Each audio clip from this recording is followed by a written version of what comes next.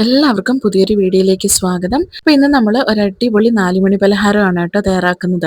മൈദയും റവയും ശർക്കരയൊക്കെ ചേർത്ത് വളരെ എളുപ്പത്തിൽ തന്നെ തയ്യാറാക്കാൻ പറ്റുന്ന ഒരു പലഹാരമാണ്. അപ്പൊ ഇതിന്റെ ഒരു ടെക്സ്ചർ എന്ന് പറഞ്ഞാൽ നമ്മുടെ നെയ്യപ്പത്തിന്റെ ഒക്കെ പോലെ ഇരിക്കും. എന്നാൽ മാംഗ്ലൂർ ബൺസിന്റെ ഒക്കെ ഒരു ടേസ്റ്റ് ആണ് കേട്ടോ എനിക്ക് ഫീൽ ചെയ്തത്. അപ്പൊ നമുക്ക് ഇതിന്റെ റെസിപ്പി കണ്ടാലോ? അപ്പൊ ഞാൻ ഇവിടെ 1/4 കപ്പ് പൊടിച്ച ശർക്കരയിലേക്ക് ഒരു 1/4 കപ്പ് അളവിൽ വെള്ളം ഒഴിച്ചു കൊടുത്ത് നല്ല രീതിക്ക് ഒന്ന് മിക്സ് ചെയ്തെടുക്കുന്നുണ്ട്. ഇനി നമുക്ക് ഇതൊന്ന് മെൽറ്റ് ചെയ്തെടുക്കണം. അപ്പൊ ഇതിനായിട്ട് ഫ്ലെയിം ഒന്ന് ഓൺ ആക്കിയിട്ട് നമുക്കൊന്ന് മെൽറ്റ് ചെയ്തെടുക്കാം.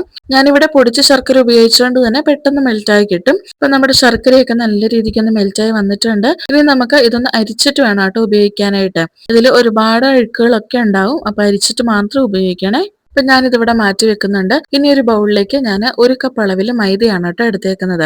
1 കപ്പ് മൈദയ്ക്ക് ഞാനിവിടെ 1/2 കപ്പ് അളവിൽ റവ എടുത്തിട്ടുണ്ട്. ഇനി ഇതിലേക്ക് ഒരു 1/4 ടീസ്പൂൺ അളവിൽ ബേക്കിംഗ് പൗഡർ ആഡ് ചെയ്യാം. അപ്പൊ ബേക്കിംഗ് പൗഡർ ചേർക്കുന്നത് ഓപ്ഷണലാണ്, വേണമെങ്കിൽ മാത്രം ചേർത്ത് കൊടുക്കാവേ. ഇനി മധുരം ഒന്ന് ബാലൻസ് ചെയ്യാനായിട്ട് ഒരു നുള്ളു ഉപ്പും ചേർത്ത് കൊടുക്കണം. അതോടൊപ്പം ഫ്ലേവറിനായിട്ട് ഏലക്ക പൊടിച്ചതാണ് കേട്ടോ ചേർത്ത് കൊടുത്തേക്കുന്നത്. ഇനി നമുക്ക് ഇതിലേക്ക് നമ്മൾ നേരത്തെ പാനിയാക്കി വെച്ച നമ്മുടെ ശർക്കരയുണ്ടല്ലോ, അപ്പൊ അതും കൂടെ ഒന്ന് ചേർത്ത് മിക്സ് ചെയ്തെടുക്കാം. അപ്പൊ നമ്മുടെ ബാറ്ററിന്റെ കൺസിസ്റ്റൻസി നെയ്യൊക്കെ തയ്യാറാക്കില്ലേ, അപ്പൊ ആ ഒരു കൺസിസ്റ്റൻസിയിൽ വേണം കേട്ടോ തയ്യാറാക്കാൻ. അപ്പൊ ഞാനിവിടെ വെള്ളവും കൂടെ ചേർത്ത് കൊടുത്തിട്ടാണ് മിക്സ് ചെയ്തെടുക്കുന്നത്. അപ്പം ആവശ്യത്തിനുള്ള വെള്ളം അല്പാൽപമായിട്ട് ചേർത്ത് കൊടുത്ത് മിക്സ് ചെയ്തെടുക്കണം. അപ്പൊ ഞാൻ എന്താ ഇതുപോലെ ഒന്ന് മിക്സ് ചെയ്തെടുത്തിട്ടുണ്ട്. ഇനി ഇത് അല്പസമയം റെസ്റ്റ് ചെയ്യാനായിട്ട് വെക്കണം. അപ്പൊ ഏകദേശം അരമണിക്കൂറേലും നമുക്ക് റെസ്റ്റ് ചെയ്യാനായിട്ട് വിടണം കേട്ടോ. അപ്പൊ നിങ്ങൾ ബേക്കിംഗ് പൗഡർ ഉപയോഗിക്കുന്നില്ല എന്നുണ്ടെങ്കിൽ അതിൽ കൂടുതൽ സമയം നമ്മൾ റെസ്റ്റ് ചെയ്യാൻ വെക്കണം. അപ്പൊ നമ്മൾ ഇതിലേക്ക് റവ ചേർത്തോണ്ട് തന്നെ ഇത് അല്പസമയം ഇരിക്കുമ്പം ചിലപ്പോൾ കട്ടിയാവാനുള്ള ചാൻസ് ഉണ്ട്. അപ്പൊ എന്റെ ബാറ്റർ കുറച്ച് സമയം ഇരുന്നപ്പോൾ ഇതേപോലെ ഒന്ന് തിക്കായിട്ടുണ്ട്. അപ്പൊ ഞാനിത് എണ്ണയിലിട്ടൊന്ന് പൊരിച്ചെടുക്കുന്നതിന്റെ മുമ്പായിട്ട് അല്പം വെള്ളം ചേർത്തൊന്ന് ലൂസ് ആക്കിയിട്ടുണ്ടായിരുന്നേ.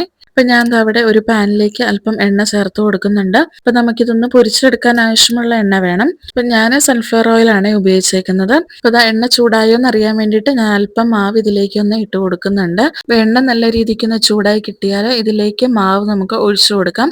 അപ്പൊ ഞാൻ ചെറിയൊരു കുഴിയൻ തവിയാണ് കേട്ടോ എടുത്തേക്കുന്നത്. അപ്പൊ ആ ഒരു തവി നിറച്ചും മാവ് ഞാൻ ഒഴിച്ചു കൊടുക്കുന്നുണ്ട്. അപ്പൊ നമ്മൾ പൂരിയൊക്കെ തയ്യാറാക്കുമ്പോൾ അതിന്റെ മുകളിലായിട്ട് എണ്ണ ഇങ്ങനെ ഒഴിച്ചു കൊടുക്കില്ലേ, അതേപോലെ ഒന്ന് ഒഴിച്ചു കൊടുത്താൽ നല്ല രീതിക്ക് പൊങ്ങി വരും. ഇത് വളരെ തിന്നായിട്ടുള്ള ലെയർ ആണ്. അപ്പൊ പെട്ടെന്ന് തന്നെ നമുക്ക് റെഡിയാക്കി എടുക്കാൻ പറ്റും. അപ്പൊ ഒരുപാട് സമയമൊന്നും ഒരു സൈഡ് നമുക്ക് വേവിച്ചെടുക്കേണ്ട ആവശ്യമില്ല. ഒരു സൈഡ് ഇത് റെഡിയായി കിട്ടിയിട്ടുണ്ട്. നമുക്ക് തിരിച്ചിട്ട് കൊടുക്കാം. മറ്റേ സൈഡും കൂടെ നമുക്കൊന്ന് ഫ്രൈ ചെയ്തെടുക്കാം. അങ്ങനെ ഇതാ നമ്മുടെ 2 സൈഡും മുരിഞ്ഞ് കിട്ടിയിട്ടുണ്ട്. ഇനി നമുക്ക് ഇതൊന്ന് കോരിയെടുക്കാം. അപ്പൊ ഞാനിവിടെ ഇത് തയ്യാറാക്കാനായിട്ട് 1/4 കപ്പ് അളവിൽ ശർക്കരയാണല്ലോ എടുത്തിരുന്നത്. അപ്പൊ 1/4 കപ്പ് അളവിൽ ശർക്കര ഉപയോഗിക്കുവാണെങ്കിൽ നമ്മുടെ സ്നാക്കിന് ഒരു മീഡിയം സ്വീറ്റ്നെസ് മാത്രമേ കിട്ടുള്ളൂ കേട്ടോ. അപ്പൊ കുറച്ചും കൂടെ മധുരം വേണമെന്നുണ്ടെങ്കിൽ 1 കപ്പ് അളവിൽ ശർക്കര ഉപയോഗിക്കാം.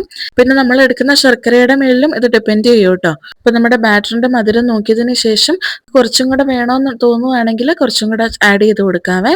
അപ്പൊ ഞാൻ ഇവിടെ എണ്ണയിലേക്ക് വീണ്ടും അടുത്ത ബാച്ച് മാവ് ഒഴിച്ചു കൊടുക്കുന്നുണ്ട്. ഇനി നമ്മൾ നേരത്തെ ചെയ്തതുപോലെ തന്നെ അല്പം എണ്ണ ഇതിന്റെ മുകളിലായിട്ടൊന്ന് ഒഴിച്ചു കൊടുക്കുവാണെങ്കിൽ നല്ല രീതിക്ക് പൊങ്ങി വരും. അപ്പൊ ഈ പൊങ്ങി വരുന്ന കാണാൻ തന്നെ നല്ല രസമാണ് കേട്ടോ. ഒരു സൈഡ് ആയിക്കഴിഞ്ഞാൽ നമുക്കൊന്ന് തിരിച്ചിട്ട് കൊടുക്കാം. അപ്പൊ മറ്റേ സൈഡും കൂടെ ഒന്ന് നമുക്ക് മുരിച്ചെടുക്കാം.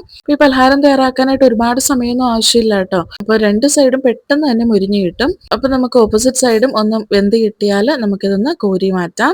അപ്പൊ നമുക്ക് കുറച്ച് ഇൻഗ്രീഡിയൻസ് ഉപയോഗിച്ചുകൊണ്ട് വളരെ എളുപ്പത്തിൽ തയ്യാറാക്കാൻ പറ്റുന്ന ഈ ഒരു 4 മണി പലഹാരം ഇവിടെ റെഡി ആയിട്ടുണ്ട്. അപ്പൊ ഇതൊന്ന് മുറിച്ച് നോക്കിയാൽ ഇതിന്റെ ഉള്ളിൽ ലെയേഴ്സ് ഒക്കെ ഫോം ചെയ്ത് കാണാൻ പറ്റും. അപ്പൊ നല്ല ടേസ്റ്റി ആയിട്ടുള്ള ഒരു 4 മണി പലഹാരമാണ്. അപ്പൊ എല്ലാവരും ഇതേപോലെ ഒന്ന് ട്രൈ ചെയ്ത് നോക്കണം. അപ്പൊ നിങ്ങൾ ട്രൈ ചെയ്ത് നോക്കിയതിന് ശേഷം ഇഷ്ടപ്പെടുവാണെങ്കിൽ ഫീഡ്ബാക്ക് കമന്റ് ആയിട്ട് അറിയിക്കണേ. അപ്പൊ വീഡിയോ ഒന്ന് ലൈക്ക് ചെയ്യാനും ചാനൽ ഒന്ന് സബ്സ്ക്രൈബ് ചെയ്ത് സപ്പോർട്ട് ചെയ്യാനും മറക്കല്ലേ.